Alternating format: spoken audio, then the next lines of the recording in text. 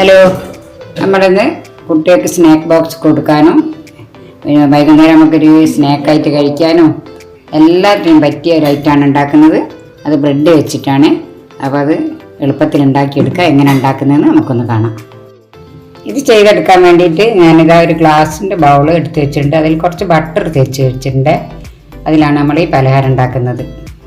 ബൗളിലേക്ക് ഞാൻ കുറച്ച് ബ്രെഡ്, ഒരു 4 പീസ് ബ്രെഡ് കട്ട് ചെയ്ത് വെച്ചിട്ടുണ്ട്. അരികൊന്നും കളഞ്ഞിട്ടില്ല. നിങ്ങൾക്ക് വേണമെങ്കിൽ അരികൊക്കെ കളഞ്ഞ് വെക്കാം. ചെറുതായിട്ടൊന്ന് കട്ട് ചെയ്ത് വെച്ചതാണ്. അത് ഇതിലേക്ക് കുറേശ്ശെയായിട്ട് ചേർത്ത് കൊടുക്കാം. പകുതി ബ്രെഡ് ഞാൻ ബൗളിലിട്ടിട്ടുണ്ട്. ഇനി അതിലേക്ക് നമുക്ക് ഒരു സ്പൂണ് ചെറുതായി കട്ട് ചെയ്ത തക്കാളി, അതുപോലെ തന്നെ ചെറുതായി നുറുക്കിയ സവാള, പിന്നെ അതുപോലെ തന്നെ ചെറുതായിട്ട് നുറുക്കിയ ക്യാപ്സിക്കം എല്ലാം കൂടി ഒന്ന് ചേർത്ത് കൊടുക്കാം. ഇനി നമുക്ക് അടുത്തതായിട്ട് ഈ കൂട്ടിലേക്ക് കുറച്ച് മോസറല്ല ചീസ് വെക്കാം. അത് ഷീറ്റായിട്ട് കിട്ടുകയാണെങ്കിൽ നിങ്ങൾ ഷീറ്റായിട്ട് തന്നെ വെച്ചോളൂ, അതായിരിക്കും കൂടുതൽ സൗകര്യം. ഇത് ഞാനിപ്പോൾ ചെറുതായിട്ട് ഇങ്ങനെ കട്ട് ചെയ്ത് വെച്ച് കൊടുക്കുകയാണ്. അതിങ്ങനെ കുറച്ച് വെച്ച് കൊടുക്കാം. ഇനി നമുക്കിതിന് അതിൻ്റെ മേലെ കൂടെ കുറച്ച് അടുത്ത ലെയർ ബ്രെഡ് ചേർത്ത് കൊടുക്കാം.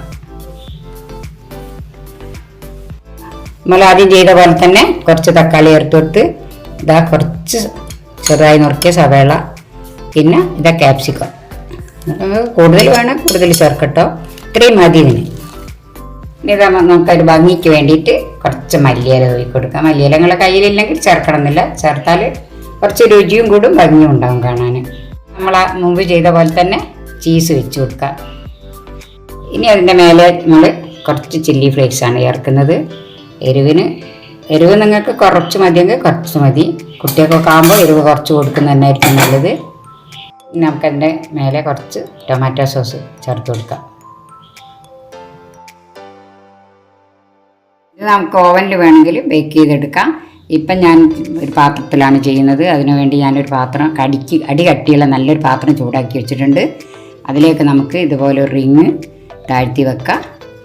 നന്നായിട്ട് ചൂടായ ശേഷം ഇത് ആ പാത്രം അതിലേക്ക് താഴ്ത്തി വെക്കാം. ആ റിങ്ങിൻ്റെ മുകളിൽ വെക്കണത്. നമുക്കിനി പാത്രം കവർ ചെയ്ത് നിൽക്കുന്ന രീതിയിൽ ഒരടപ്പ് കൊണ്ട് അടയ്ക്കുക. അതിൻ്റെ ഹോൾ ഞാനൊരു ഗ്രാമ്പ് വെച്ച് അടച്ചിട്ടുണ്ട്. ഇനി നമുക്കിതൊന്ന് വേവിച്ചെടുക്കാം. നമ്മുടെ ചീസൊക്കെ ഒന്ന് മെൽറ്റ് ചെയ്ത് വരണം. ഒരു 6-7 മിനിറ്റ് ഫുൾ ഫ്ലെയിമിൽ. അത് കഴിഞ്ഞാൽ നമുക്ക് തീ ഓഫ് ചെയ്യാം. നമുക്കിപ്പോൾ ഇതാ ഞാൻ പറഞ്ഞ പോലെ 6-7 മിനിറ്റ് കഴിഞ്ഞിട്ടുണ്ട്. നമുക്കൊന്ന് അടുപ്പ് തുറന്നു നോക്കെ. ആ ചീസൊക്കെ നന്നായിട്ട് മെൽറ്റായി വന്നിട്ടുണ്ട്. ഇപ്പം ഞാൻ തീ ഓഫ് ചെയ്യും. നമ്മളുണ്ടാക്കിയ ഡിഷ് ഇവിടെ റെഡിയായി വന്നിട്ടുണ്ട്. നല്ല സൂപ്പറായിട്ടുണ്ട്.